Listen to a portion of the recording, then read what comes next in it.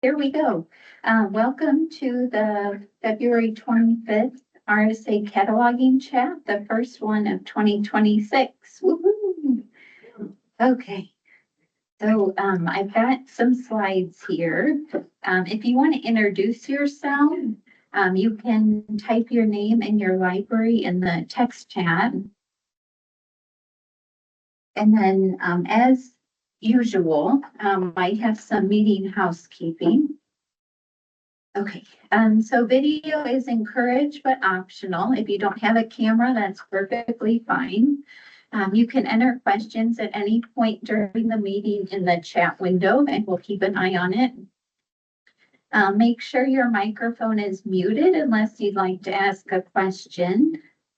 To turn on closed captioning, you can go to the More option on your Teams toolbar. Select Language and Speech, and then select Show Live Captions. This meeting is being recorded, so watch the cataloging forum for an announcement once the recording is ready on our YouTube page. And then the cataloging chat agenda is on the membership chats page on our support site. So let me take a quick look there and show you. So just to confirm, it is being recorded, correct? Yes. Yes, we've got the little, you can't see it, but there's a little blinking red circle to confirm we're recording. Yeah, bear with us, everybody. This is the first one we've done in Microsoft Teams, so we're just kind of feeling our way. Okay, so the agenda, if you go to support.librariesofrsa.org, you'll see our homepage. There's events in the upper right corner, and then there's membership chats. Okay, so we have the oldest listed first. So if we scroll to the bottom, we have February 25th cataloging chat, and then here's the agenda. And so here it is. Okay, so I've got the housekeeping out of the way.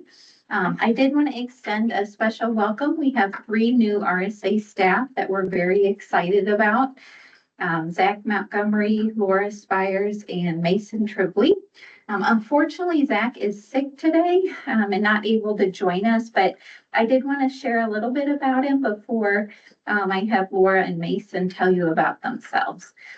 So Zach previously served as the Access Services Department Head at the Alpha Park Public Library in Bartonville, where he worked for about 6 years. He has experience in circulation and technical services and is very excited to help all of you with your cataloging needs. Since Zach joined us, he's been very busy learning the brief record upgrade process. He's been doing database maintenance, working on help desk cases, writing some documentation, and shadowing cataloging site visits and training. So he's been very busy. We're getting him up to speed. Okay, so that's Zach. So I think I'll invite you, Laura, if you'd like to come to the presenter computer and just introduce yourself. Which Thank you. with you.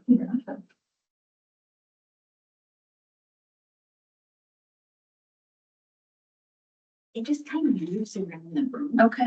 Yeah, it should be on. Good afternoon, everyone. My name is Laura Spires. I am formerly an employee of the federal judiciary. I have joined RSA. I was looking for an opportunity to join a library consortium, and this worked out very, very nicely for me. I have been very busy since I joined in January. I have been learning financial processes and procedures for the consortium, as well as HR processes and procedures. I'm editing the RSA newsletter, which will be published hopefully very shortly. And I've also been shadowing training and observing training. It's very nice to meet you all. Look forward to meeting you in person. Thank you, Laura. Okay, so let Mason take the presenter computer.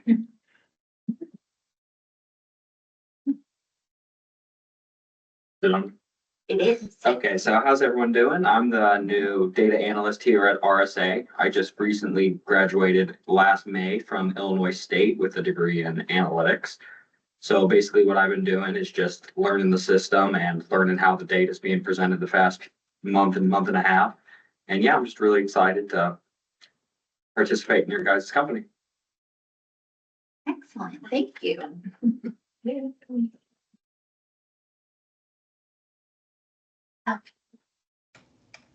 All right.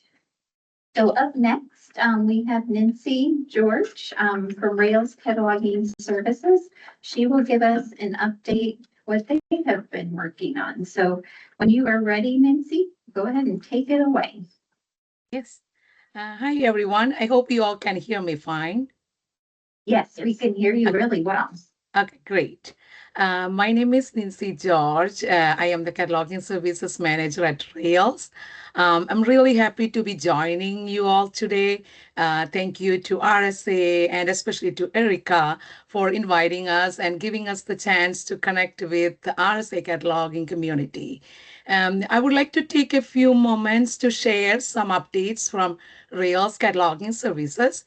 First, I would like to talk about our cataloging training we offer.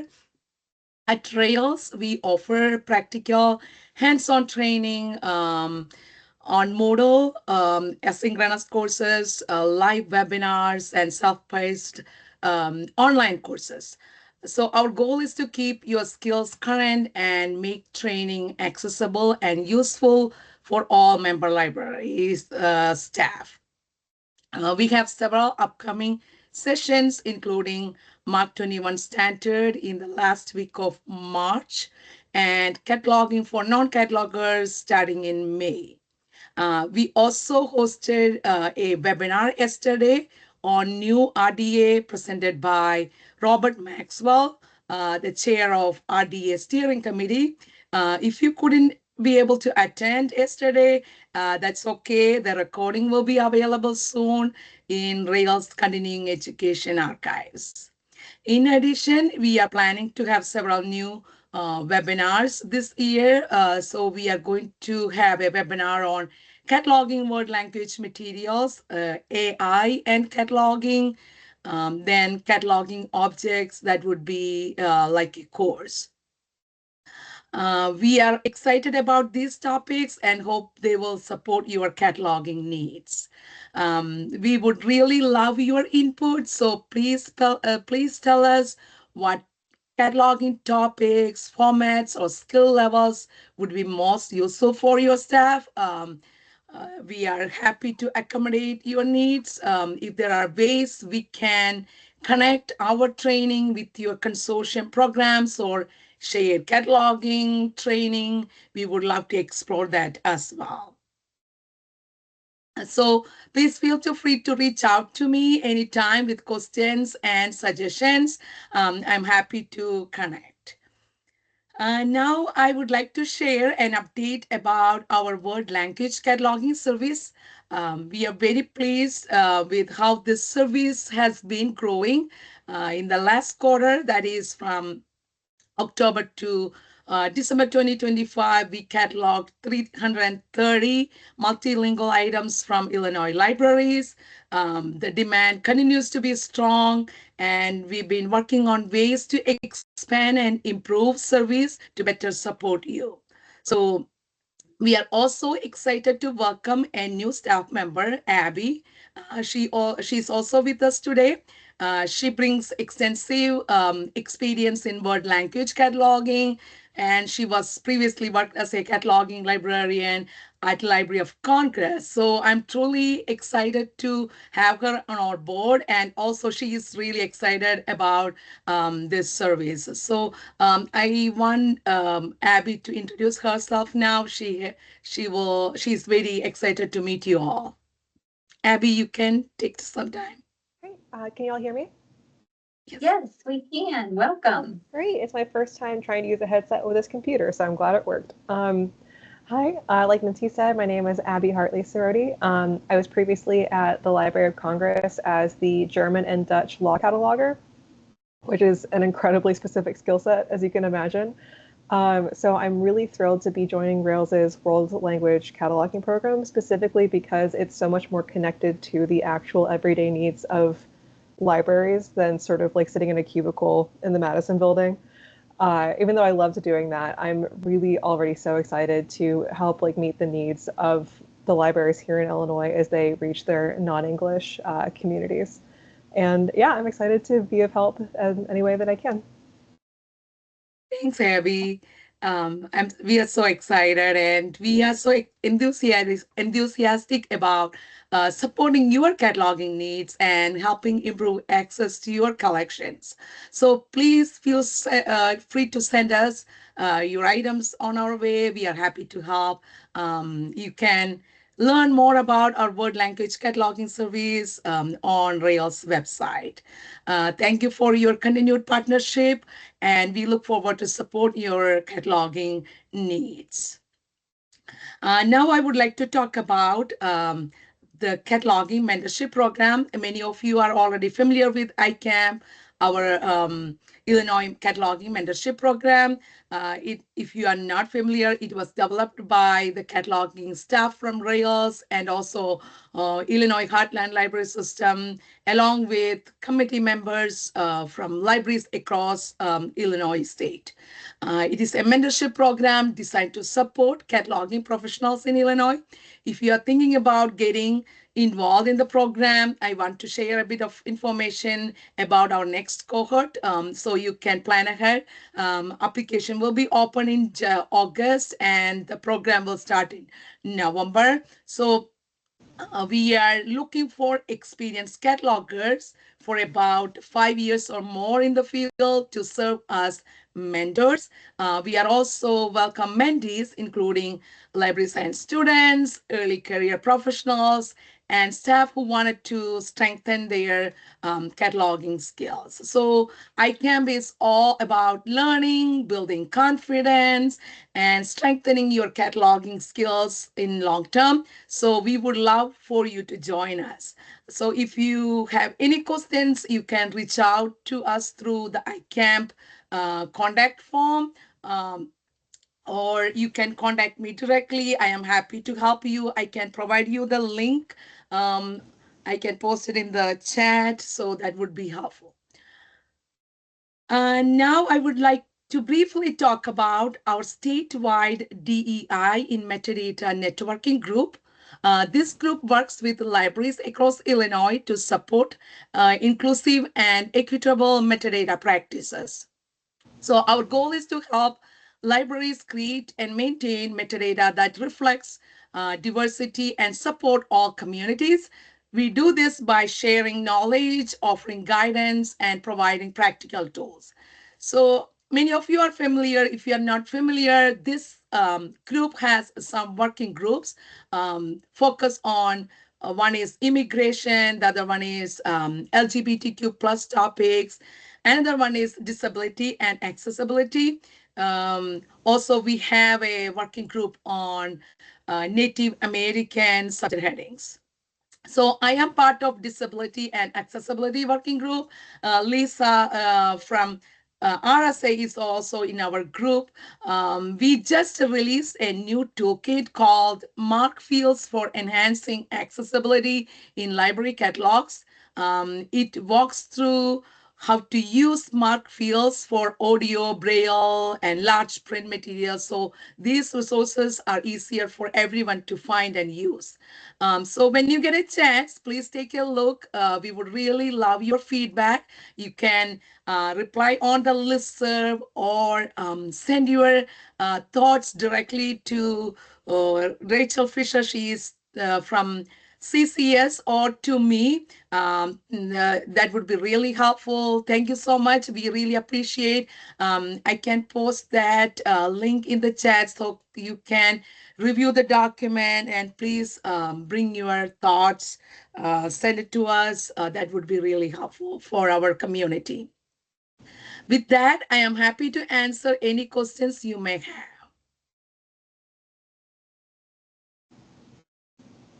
Thank you so much, Nancy and Abby, for that update. Welcome again, Abby.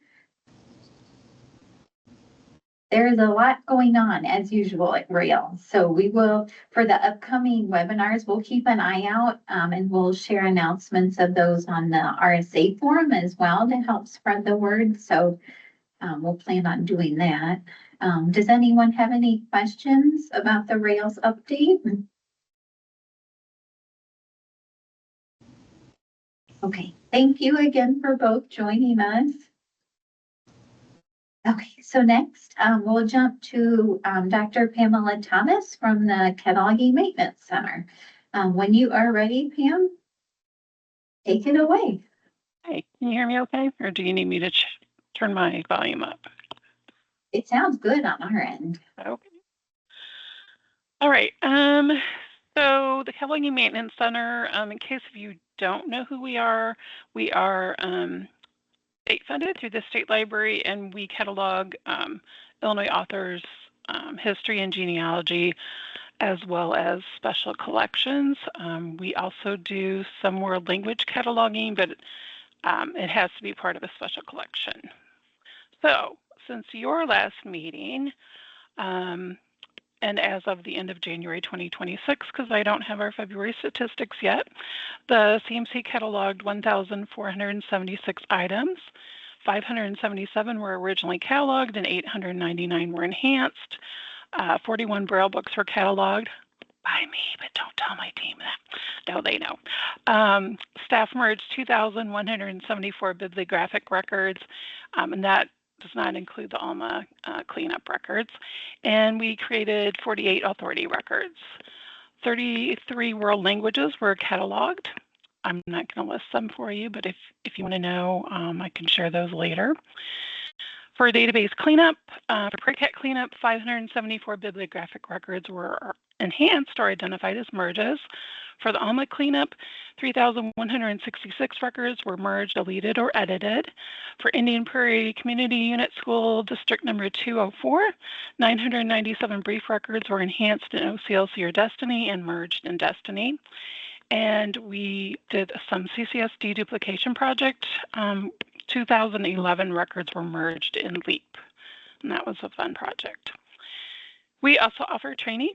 Our Online with the CMC webinars are recorded. They are held the second Thursday at 10. So if you're unable to attend live, we do have recordings available, and I can put the link in the chat for that web page after I stop talking, because I cannot multitask very much anymore. Okay, October Online with the CMC, we presented AI in the Library World Part 3, and I believe we're probably going to have a Part 4 in the fall. We had 40 attendees. The November Online with the CMC, still searching databases and search tools for subject headings, had 37 attendees. The December Online with the CMC, so you want to start a digitization project, had 32 attendees. The January Online with the CMC, Shall We Play a Game? Cataloging Games, had 47 attendees. And our February Online with the CMC, Do You Hear What I Hear? Cataloging audio-enabled books, had 44 attendees. Our upcoming Online with the CMC webinars, and you just need to register in L2 to attend those, and to also have access to the recording link. We will be presenting Break It Down Again, the pieces of subject headings, and that's March 12th. So join CMC catalogers Barb Scobie and Mary Cornell, along with CMC interns Meredith Davis and Chris Deitner, as they break down subject headings, looking at the pieces of a subject heading, the rules that govern subfields, and more. And in April 9th, Metadata Basics, Dublin Core, join CMC Metadata Cataloger Kat Anderberg as they explore Dublin Core, a metadata vocabulary commonly used for describing digital resources. Topics covered include the history of Dublin Core, elements, variations, and example records. And then in May, Illinois and some St. Louis blues, music, musicians, and miscellanea from Illinois and neighboring Missouri will be May 14th. CMC cataloger Barb Scobie will discuss bibliographic records created for music CDs, articles, and books written about local musicians and various items related to Illinois music and musicians. And I did not mispronounce Illinois. It's Illinois with an E at the end. We had 33 students complete 2 courses, focus on serials cataloging and cataloging basics. I'm currently teaching subject analysis right now. I will let you know how many people completed that at your next meeting. Our upcoming cataloging courses, we have Focus on Deriving a Record. That's March 9th through 22nd.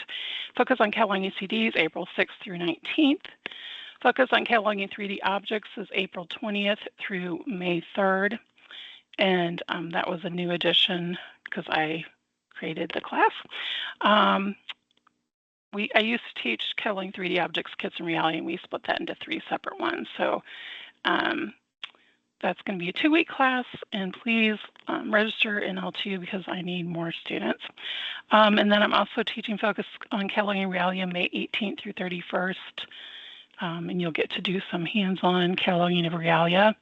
All new assignments for those 2 classes. Eric will be offering cataloging basics again, April 27th through June 7th. That's a 6-week class. So you will learn all about the cataloging basics. And then metadata projects, we uploaded 6 compound and 15 simple objects, content DM, transcribed 8 documents and 1 oral history, and 708 files were assigned Library of Congress subject headings for the Abraham Lincoln Presidential Library and Museum. Staff presented at the ISLE conference, reconnecting libraries to their collections, cataloging special collections at the CMC. We had 2 presentations at the ILA conference, Fields of Change, Newmark Fields Part 2. I was sick. I was supposed to help co-present that with Jennifer Baugh, but Eric McKinney was a rock star and pitched in for me. And we also did Peek Behind the Technical Services Curtain, cataloging for non-catalogers. Mary was on the panel with that one. I gave an update at the HSLI conference, just a brief CMC update overview. And then I did a CMC overview for Rockland Schools. And then last week I presented IHLS Member Day, shining a light on cataloging best practices. We have a newish e-newsletter called the CMC Chronicles. Each issue features an article, quick tips, announcements, and an image of an item that was recently cataloged by the CMC. And we also include upcoming cataloging training opportunities. And I've got a link to subscribe, and I'll put that in the chat. Those issues are published the 4th Wednesday of the odd months. And we also now have a new archived page where you can read the archived issues of the CMC Chronicles. I'll put that link in the chat as well. The January issue featured the CMC intern program and a quick tip on formatting the 490 and the 8XX fields for series statements. And the next issue will be published on March 25th. If you are attending the Reaching for Itself conference, the CMC will have a booth, and I will co-present with Jennifer Baugh on evolution of MARC fields, keeping your cataloging and catalogs revolutionary. Eric McKinney and I will be co-presenting at RSA Day, AI in the Library World. So please attend our sessions if you are at either conference. And we will be meeting soon as a team to come up with our FY 2027 Moodle courses, cataloging courses, and our online with the CMC topics. So if you have any suggestions for us, please send them to me, and I will put my contact information in the chat after I get done copying and pasting, because again, I can't multitask anymore, clearly.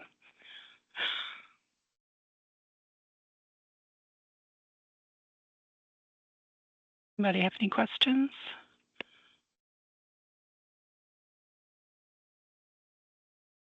Thank you, Pam, for that update. There's a lot going on at the CMC too.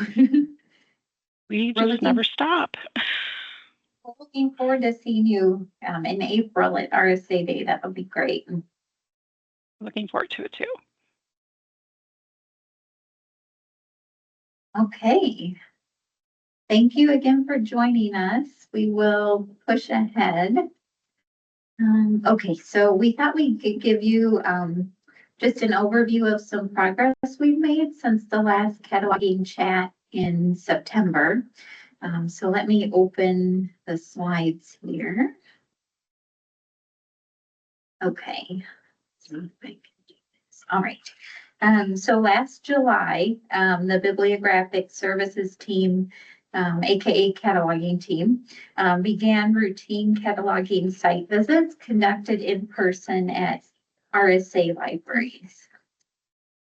So partnering with the Library Services Department here at RSA, the goal is for RSA to visit each library and its branches once every 18 months. So the bid services team last December completed the first round of visits to public libraries. And then starting last month in January, the bid services team began visiting the first round of school libraries. So we have here on the screen 27 libraries were visited since the September cataloging chat. Remember, you can always, if you'd like a cataloging site visit sooner than your routine visit, on the support site, if I can resize things a little bit. Okay, so we have on the support site, in the Get in Touch menu up at the top, there's a visit request. So if you'd like a site visit sooner than your routine visit, feel free to fill this out and you would just select the cataloging option at the bottom. Okay, so that's where we are with visits. Does anyone have any questions about that? Okay. We did have, over the past several months, we had a couple new libraries join RSA, so we thought we would update you on their cataloging progress. Camp Point Public Library, Jen visited in late July for cataloging training, and so far they've cataloged nearly 2,500 items and workflows. And then, let's see, in October, and then also last month for a refresher, Lisa and Zach visited Hamilton Public Library, and they have gotten started with just over 550 items. So they are making progress as well. Both of these libraries are recipients of the Rails grant that helps libraries join shared catalog systems like RSA. And then the last progress update we wanted to give you, like we normally do, letting you know how many brief records that we've upgraded in workflows to OCLC records with full bibliographic description. So we've updated since the last September cataloging chat, 369. We continue to work through a system-wide report of brief records that have email addresses in their 592 fields, upgrading them to OCLC records. As I mentioned at the beginning, when I mentioned Zach, he's starting to get into the mix of doing brief record upgrades. Lisa and Jen's primary focus is the member visits. So this stat may not be as high as it has been in the past, but we're just kind of doing a little bit of everything as time allows. So thank you for sending your brief items. Remember, upgrading them to full description does make the item more discoverable in our database, in the RSA CAT for your patrons, and in OCLC WorldCat too. Remember too that if we place a hold on a brief item that you don't want upgraded and you just want it to stay as the brief record, be sure to reply to our email that let you know we were placing the hold. If you don't want the item upgraded, that's perfectly fine. Just let us know and we'll cancel the hold. We'll delete the 592 field with your email address and we'll assign the OCLC exclude item cat 6 code. All of those things will prevent us from contacting you again about that item. Okay, that's all for the progress update. Does anyone have any questions about that before I turn it over to Lisa to talk to you about some new documents we have?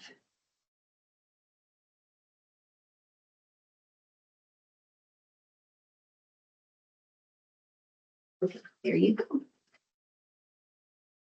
Switch slides. All right. Hi, everyone. Okay, so I'm going to share with you all today 4 new documents that are now available on the RSA support site. So there are a couple of ways to get to these, but personally, I think the easiest way is if you go up to handbooks over here and then go to cataloging handbook, because they're all located within this hub. So I'm going to show you what section you can find each document in, but you know, with most things you can find them different ways. Like if you like doing keyboard shortcuts, you can always do like a Control F on your keyboard and do like a keyword search, like if that's your thing. Or you can also use this like content section over here. So the first two that I like to show you are located under the overviews area. If I click in the context, it'll take me right over there. So the first one we could look at is the cataloging kit flyer. Let me open this in a new tab. Okay. So let's see. The cataloging kit flyer or keep in touch. Really fast. It's a handy document that shares several different ways that RSA cataloging staff can stay connected with not only other RSA catalogers, but the cataloging community at large. So we did update it. If you've seen this form before, but we updated it for 2026. It has some of the same content, but some of it's new. So we have information about cataloging chats, like where you can view recordings, the cataloging forums, like how to set, like what the email address is. So you too can like post questions to RSA catalogers or share neat stuff that you've been working on. We have information about the variety of like RSA trainings that we have. This new section over here are links to how to sign up for the Rails e-news and the CMC e-newsletter. And down at the bottom, we have information about the at a glance form that we make. So for those not familiar, the at a glance form kind of puts together some cataloging essentials for people, but the really fun thing is it'll list all the links to L2 for all upcoming workshops and trainings for the year. So it's a nifty little document that has kind of like all the essentials all in one place. And then we also have down here information about iCamp, like Nancy was talking about earlier. So all of these, like I said, have these shortened URLs, so you can just click and it'll take you to a page with more information about it. Let's see. So back in the overviews, another document that's new to the RSA support site is the cataloging content on the RSA support site. So this document, it's going to highlight where to find cataloging focused content on the website, plus a few helpful tips about using the site in general. Like if you look up here, like, this isn't really cataloging specific, but it's just information about like where to find, the help desk contact information on our website. So this content that you'll find through this document, it includes where to find like policies, procedures, cheat sheets, guides, standards, videos, etc. And I'll kind of scroll slowly while I finish up here so you can kind of get an idea. But essentially, it's a visual aid that can help you navigate your way around the website and kind of direct you toward different cataloging hubs. But yeah, like there's a lot of, it looks kind of long, but there's just a lot of pictures and visuals, what you can find on each little section. Hey, there's the cataloging handbook. We were just there. But there's a ton of links in here too to kind of link you out to different pages that might be helpful for you. So that's one new document for you. The last two documents that I'd like to show you are under the cataloging codes and parameters section. So kind of where this little lollipop is. So the very first one is called the sound material item types and item cat 3's cheat sheet. Open this up while I explain what it is. Okay. So this is a brief chart that lists the required and optional item type and corresponding item cat 3 cataloging codes associated with various sound materials. So this is meant to be used when you're thinking about adding a new format to your collection. If your library has already cataloged an item on this cheat sheet and you're using a different item type, that's completely okay, no worries. Just as long as your item's checking out and filling holds according to your library's preference, there's no reason to change item types. So the different formats that we have here are book on CD, book with CD, Playaway, the Playaway Launchpad, the Playaway View, the Tony Box, Tony Figurines, Lazoodles, Wonder Bookster Box, and Yoto Players. Do keep in mind, though, that this chart doesn't cover optional home locations or item cats 4 or 5 your library might choose to use with one of these new formats.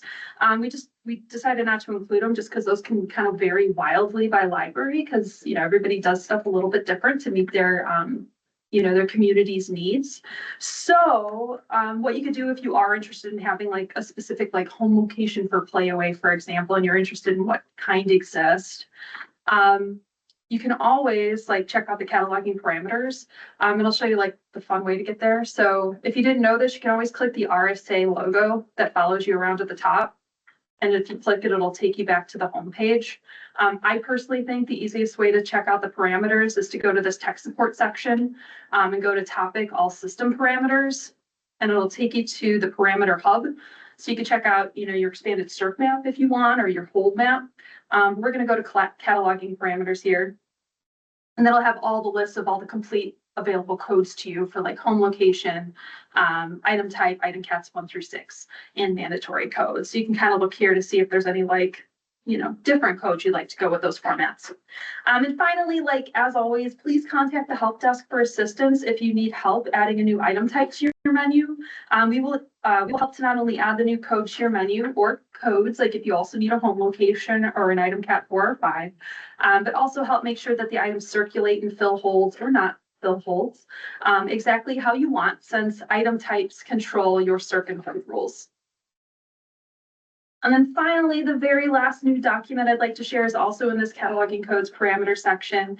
But this is the workflows cataloging code display in the RSA CAT.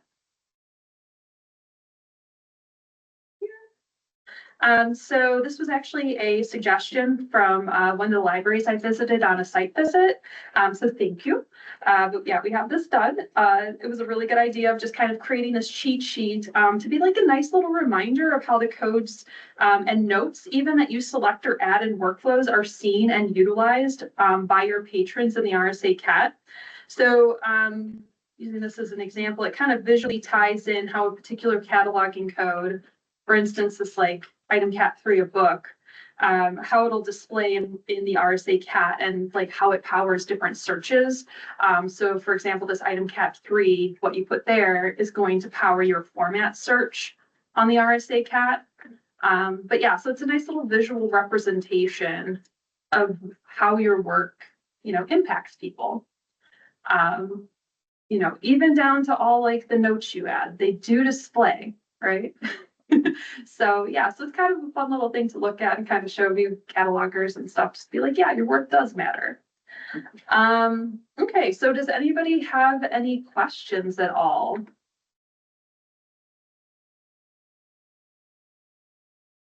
Okay. All right.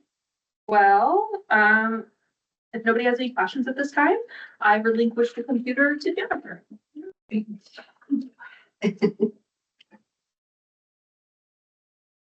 I have the slides in that folder.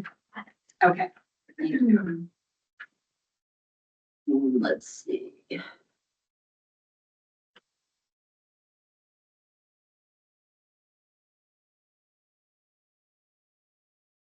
this view okay, or should okay. Hello, everyone. All right, I'm going to talk a little bit about OCLC exclude. Erica touched on this just a little bit ago. For the brief record reason. Basically, there are 2 reasons that you would use OCLC exclude. The first one is when libraries create a brief record they do not want upgraded. They should put leave us brief in the 592 field and select OCLC exclude as item cat 6. Using the OCLC exclude allows RSA to easily identify items that should not be included in our internal brief record cleanup report. Quick.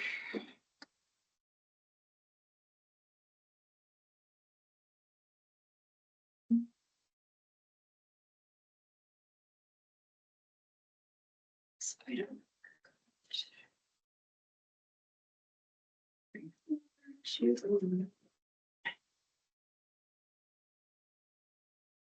you can see here, Fond du Lac created a brief record for a puzzle. And they added 592, or the leave as brief in the 592. And then as you can see here in item cat 6, they added OCLC exclude. So this will not show up on our report. So it just won't show up at all. So we would never contact Fond du Lac, to upgrade this brief record. So keep that in mind. If there's anything you're creating a brief record for, and you know that you don't want RSA to upgrade it,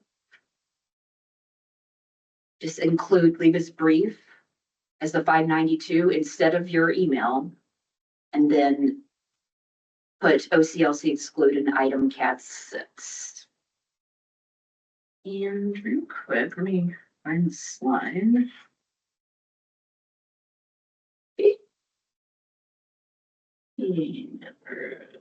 Okay, there's my go.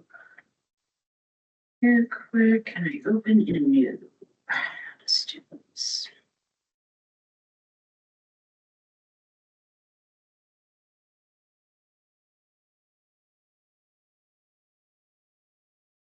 And the website's opening slowly, I think.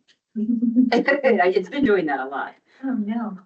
I mean, for me, anyway, it just seems like every time I try. Okay, here we go. Okay, so in our brief record guide, it is mentioned about the OCLC exclude. Just want to show you where it is. I know it's on page 6, I think. Can't see. Oh, here we go. It's a little bit different. Okay, so right on page 6, number 7, it talks about it right here. So just as a reminder, when you're creating a brief record. Okay, the other example. Close these out. I will stop share. Okay. A library can assign the OCLC exclude item cat 6 to prevent OCLC world share interlibrary loans. So if OCLC exclude is assigned to an item, RSA will not update the library's holding for that item during the next run of the process that batch updates OCLC holdings. Because the holding is not updated in OCLC, the item will not be visible for world share interlibrary loan request. A library can catalog their item on an OCLC record and still use OCLC exclude. This way, the library benefits from the rich bibliographic description of the record for discoverability, but the library doesn't have their holdings updated in OCLC for interlibrary loans. Jump back on workflows real quick and show an example of this.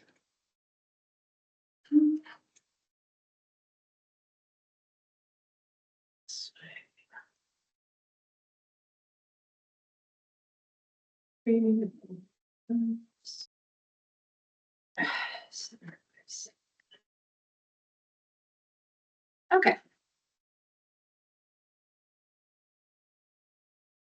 So this is, actually it's another puzzle, Eiffel Magic.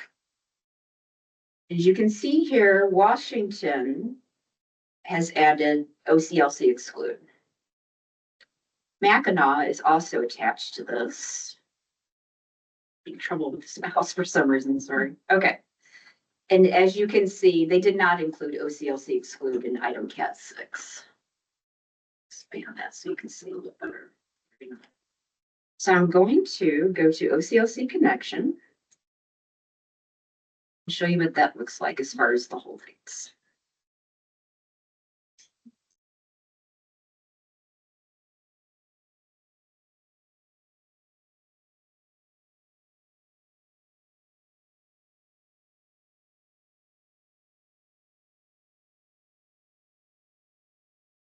Okay, so up here, I had to write this down. If you go to view, holdings, and then state, you can see right here, state locations. There's just one for Illinois, IER, and I did verify that is for Mackinac. That is the library that did not have OCLC exclude. And that is the only one. As you can see, the Washington code is not on here. So that is, yay, working the way it's supposed to. So keep that in mind. Anything, you don't want the full record, OCLC record, if you're not wanting the world share request, just make sure to include OCLC exclude in item cat 6. Okay. Erica, did you need this anymore connection? You can go ahead and I'm gonna shut it just That'd be to great. get to the next slide here.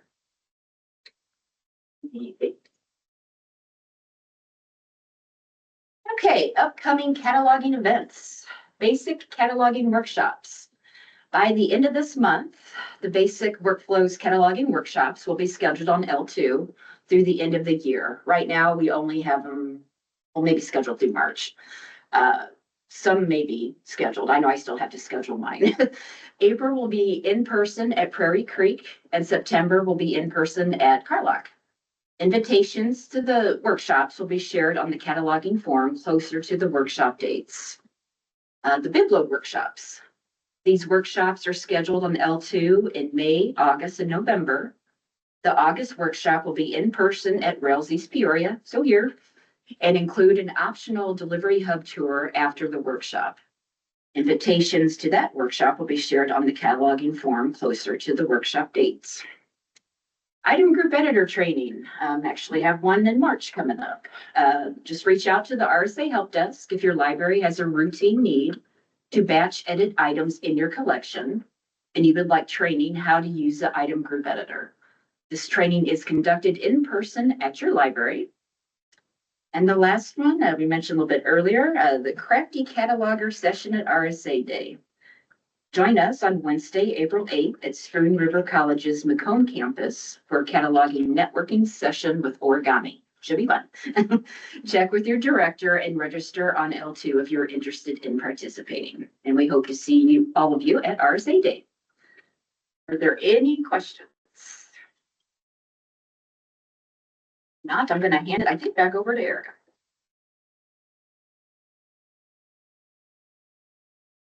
Minimized. Okay. Thank you. Okay. So let's take another look at our agenda. I think the next thing we have is seeing if you have any ideas for Blue Cloud Analytics cataloging reports. So let me take a look here though.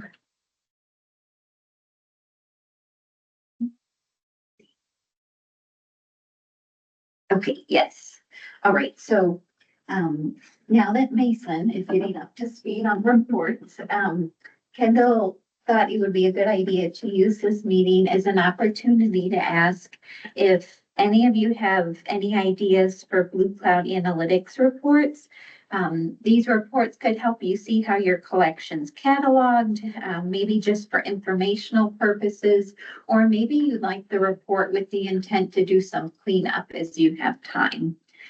So these ideas for reports, they can be regular, what I call query run reports, where you pick some prompts and then you run the report, or it can be an interactive dashboard, that very visual display of a report. So I just wanted to show you as a reminder that we do have on the RSA support site, we have that interactive collection browser. So let me navigate there. Like Lisa mentioned when showing you those few documents, there's multiple ways to get to everything on our support site. So I like to go to the topics and then go to reports. And then there's Blue Cloud Analytics. And then there's the interactive collection browser over here in the navigation menu on the left. So if I go ahead and log into this, hopefully. Okay, I think at the last meeting, we did a tour of this, so I won't do that again. But I did want to point out that this is available. The only thing that you need to get to it is a Blue Cloud Analytics account. And this data in here was recently updated for 2026. So it does have up-to-date data in case you're trying to look at a very live view of your collection. If you don't have a BCA account and you're interested getting started in there, first check with your director just to make sure it's okay. And then on our support site in the Get in Touch menu, there's an add or remove a staff account form. So either you or your director can use this to request a Blue Cloud Analytics account be set up for you. The other thing I wanted to show you is we do have already in Blue Cloud Analytics, we do have a report with some cataloging reports in it. So I thought I'd just show you that. I know there's lots of reports in BCA and it can be a bit overwhelming. So I thought I'd just highlight those. If you go to the shared reports once you're logged in, and then if you go to advanced reports down here, there's a cataloging subfolder. So if I open that, so we have lots of different reports in here. I should say too that I realize not everybody has time or staff to do database cleanup, and that's perfectly understandable. But mostly, like I said, we just wanted to make sure you were aware of these reports and seeing if you have any ideas for a report that you would like built, maybe to, like I said, find an issue in your collection or maybe just for informational purposes. There will be an RSA reports working group that begins meeting in the next few months. The group's first priority will be to rework the end of month reports that each of your libraries receives in your RSA IONIS email account. And then once the end of month reports are reworked, that may take some time. But once those are reworked, that working group will start to shift their attention to other types of reports as well. Let's see, let me just check the chat. Can anyone think of any ideas at this point for reports? If you can't think of anything on the spot, that's perfectly fine. Remember, you can always reach out to the help desk, help@librariesofrsa.org if you have any report ideas, and Kendall and Mason will be happy to help you. Okay. Any questions about that?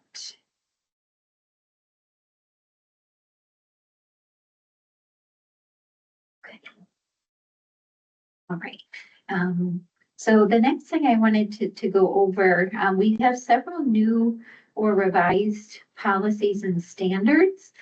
So I thought this meeting would be a good opportunity to share those with you. These policies and standards will be announced on both the cataloging and the cataloging policy forums. So you're welcome to share questions and comments on the forums. If you think of anything during this meeting, you're welcome to go ahead and mention it. So the first one is the prohibited items policy. This one was revised, so let me show you how to get to that. I too like to get to documents using the handbooks and then going to cataloging handbook. From the left-hand navigation menu, there's cataloging policies. So if I click that, okay, so the first one is this prohibited items policy. Okay, so I'll go ahead and open it. This policy outlines specific types of items that cannot be cataloged, circulated, or interlibrary loaned in workflows due to legal liability, both for you and for us. I think we touched on this during the last cataloging chat, but I wanted to mention it because we recently added, this was at the January RSA board meeting, they approved adding a section for items that are generated by artificial intelligence or AI. We've now have in this prohibited items policy that these AI generated items cannot be put in our database if the content violates copyright law. So if they violate copyright, they're considered pirated. And remember, this policy does have pirated items as something that can't be put in the database as well. We did mention too that The library, not RSA, is responsible for making sure that the content complies with copyright. So just keep this in mind, especially if you are adding some AI generated items to your collection, that if they're found to violate copyright law, we'll ask you to take them out. Okay, let me see here. The next one I wanted to touch on is new. It's the database records deletion policy. So let me go back. Okay, so I'm back on the cataloging policy section of the handbook. So I'll open up the database records deletion policy. Okay, so if I download it. Okay, so this policy, it too was approved by the RSA board at their meeting last month. Originally, this policy was just going to replace the retention schedule for expired patron cards. But as we started to work on this, we realized that there's other types of records that need to be removed periodically as well, not just expired patron cards. So the part that we want to focus on for this meeting is just the item records. So that's here at the bottom of the first page. So notice item records will be removed after 18 months. If they're in current locations of claims returned, damaged, if the bills have been paid. I allow temporary records and then lost and paid items. For home locations, if the on order hasn't arrived within 18 months, the on order would be taken out. So the home location or the item type of on order or on order in the call number, because there's different ways that I know people enter those. There are a few exceptions. So items that are lost in transit, in mending or missing, items with those current locations are removed after 3 years. Lost and damaged, those items with that status are removed as part of the user records, which it talks about below. Discard items, remember those are removed monthly. And then in transit, items that are in transit for over 45 days, as of the first of the following month, those are removed from in transit and they're set to lost in transit on the 10th of that month. So you might be wondering who exactly is going to be removing these item records. And I checked with Anthony, and like he told me, the policy doesn't really focus on who does the removal, but the understanding is that the library is doing the removal and keeping track of this, this deletion timetable. But libraries are welcome to ask our help as well. If you identify some item records that you know can be removed, we can certainly do that for you in batch so that you don't have to remove each item record individually. And then the other thing to keep in mind is we may also from RSA's end initiate cleanup projects periodically, but we would always reach out to the affected libraries before we actually remove any of your records. So like I said, this is a relatively new policy, so I did want to mention it just so that you're aware. We're trying to keep some of these records, I don't want to say out of the database, but just keep the database fresh and remove some of the records that have been in there a while. Okay, does anyone have any questions about that? Okay, the next policy is the new materials item types policy. So this one was revised. So let me go there from the cataloging handbook.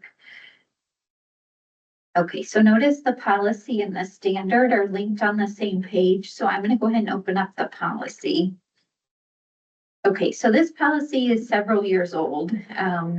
It was first approved in 2022 by the RSA board.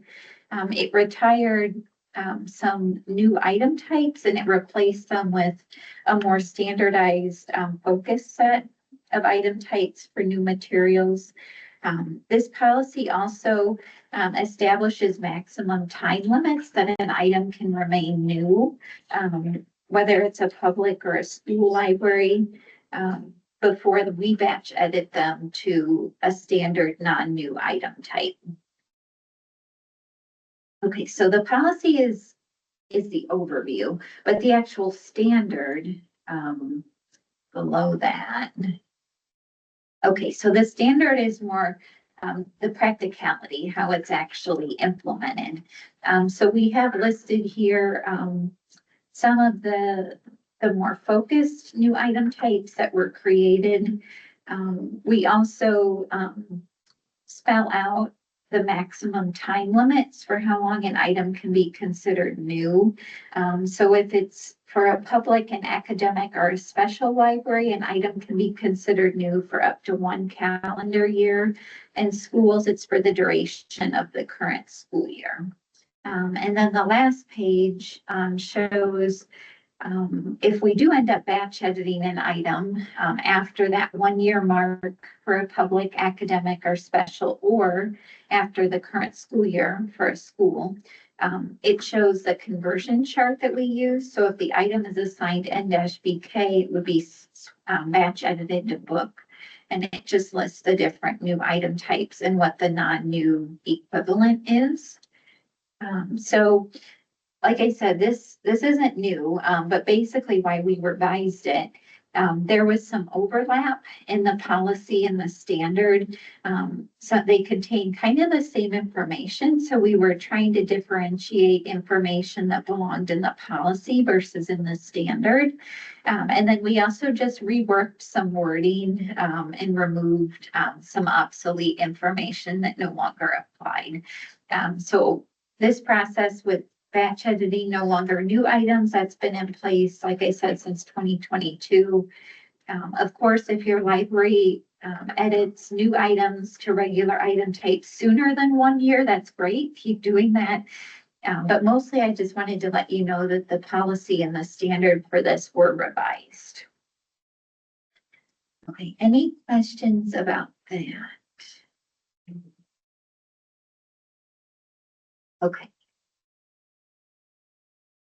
All right, let's see the next one. Okay, the new materials item type standard, we talked about that. So the bibliographic database policy, let me go back here if it will let me. I think I'll just take it from the top. Yeah, okay, so let's go back home. Sometimes it's easy to lose your way. All right, so if I go down here to policies, okay, the bibliographic database policy, this was approved last June, but I wanted to mention it because we do have the updated bibliographic database standards ready. So the policy is an important piece of this because the board passed this policy back in June that members need to adhere to what's in the bibliographic database standards. So this policy is very short, but the bibliographic database standards linked below that do a good job spelling out basically what we need in order to ensure a quality database for both you and your patrons. These were last revised in 1999, so that was well before my time at RSA. They really did need a refresh. The purpose of the standards, like I said, is to facilitate a high quality bibliographic database, both for the members and your users. When it comes down to it, we're trying to make sure that those RSA core principles of convenience, discoverability, and reciprocity are fulfilled. And quality cataloging is really the key to ensure that. I know that this document's several pages long, and it does take some time to go through. A lot of these things are things that we're already doing. It's just putting it in print so that we can make sure people are on the same page. I did want to mention the magazine call numbers because this is a little bit different from what we've done in the past. I want to preface this by saying that you don't need to go back and edit any existing call numbers. And then if your library uses serial control, you can just continue with your current way of doing your call numbers.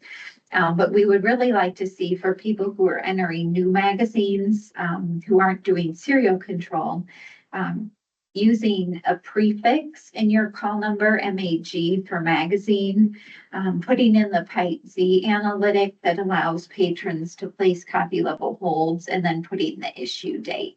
The MAG prefix is the part that's new. We recently learned from our Cersei Dynex consultant that our previous convention for putting in call numbers, just with the pipe and then the issue date, that can apparently potentially cause a host of issues in workflows. We haven't had any of those issues, but to be safe, our consultant recommended that anytime you're putting in a Pipe Z and a call number, that there needs to be a prefix before it. So we thought MAG per magazine made a lot of sense, since that's what these items are. Okay, let me take a look here. Let's see. So I invite you, as you have time, to read through this. And like I said, this will be posted on the cataloging and the cataloging policies forums. If you have questions or comments that you'd like to share, like I said, I know it's a longer document and it just went out on the listserv yesterday, so I don't expect anybody to have read it start to finish. A couple other things I wanted to be sure to tell you is that we used to have, and I think it's still on the page here. Yeah, so let me go back here. We used to have these core competencies for cataloging staff at RSA member libraries. That document, much of the content of that has been included in the revised bibliographic database standards. So the core competencies talked about the different types of workflows cataloger accounts that we have for basic cataloging, for item group editor, for OCLC cataloging. So that core competencies document, now that the majority of that content has been incorporated into the BIP standards, we'll be asking the board at their next meeting in April to rescind the core competencies. And then the last thing I wanted to mention about the BIP standards, it also includes what we used to call the cataloging best practices. So I think those are up here. Yeah, so there's a document cataloging best practices for RSA member libraries. Much of that content has been included in the revised bibliographic database standards, and the content's been updated as well, since that document hadn't been touched in a while. So just keep in mind a couple documents will be retired as part of this process. So I plan to see what kind of feedback I get on the bibliographic database standards. And then if there's any revisions that are necessary, I'll incorporate those after the April 9th RSA board meeting. So we'll see what the board thinks as well. These standards will also be a topic of discussion at the RSA Directors Advisory Committee meeting that's coming up next month.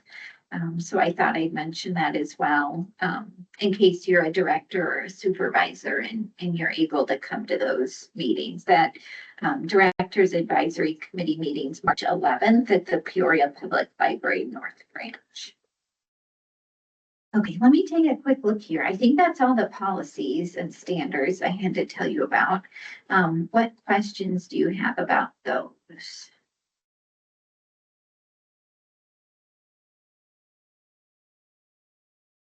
Okay, the last thing I wanted to share with you. Okay, so we did do a survey about the cataloging chat last October. It ran through early November. It had 36 responses. So if you responded, thank you. The results of the survey, I thought I'd just recap what we found. Most of you prefer the hybrid meeting format, which is in person and online.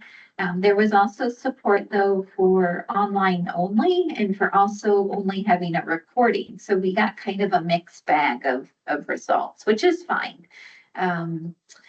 Many of you who prefer the hybrid option noted that you can't attend live or you instead watch the recording. Most respondents seem to think that 3 times a year for these meetings in January, May, and September is just right. Most respondents found the content helpful, but a couple did note that the content, of course, varies, so it may be more helpful sometimes than others. One respondent had the helpful suggestion that one presenter should discuss all their agenda topics before we switch presenters. So we did that for this meeting, and we'll continue to do that approach when possible. Okay, so in terms of next steps, okay, so we're going to try the May chat as hybrid, both in person and online. So watch the cataloging forum soon for an announcement because we will need a host library for our meeting. And then once we have a host library, we'll figure out a date for the May cataloging chat. We'll put it on L2 and we'll announce it on the forum. And then September, remember there was support for basically each of the different meeting formats. So September, I thought we would try doing just a recording. So in September, watch for an announcement on the cataloging forum once the recording's ready. And of course, if you watch the recording and have questions, feel free to reach out at any point to the RSA help desk. Okay, so those were the results of this survey and our next steps. Does anyone have any questions?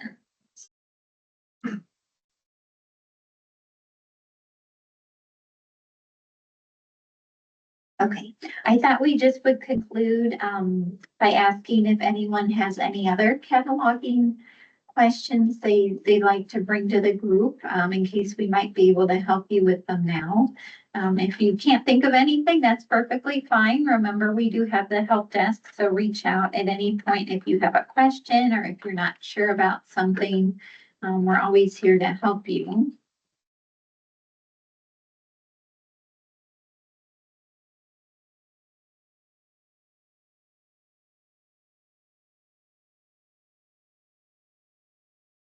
Okay, well, with that, I think we'll go ahead and conclude. Thank you again for joining us. Remember to watch the cataloging forum for an announcement once the recording's ready, and then stay tuned to the cataloging forum as well for an announcement once the May cataloging chat is scheduled and it's ready on L2 for registration. So thank you again, everybody, for joining us. Take good care, and hopefully we will see you either in person or online in May.